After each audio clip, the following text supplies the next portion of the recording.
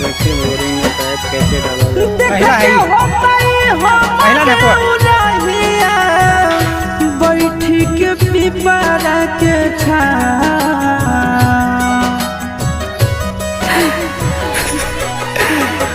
देखते होतई हमरे उराहिया बैठी के पिपरा के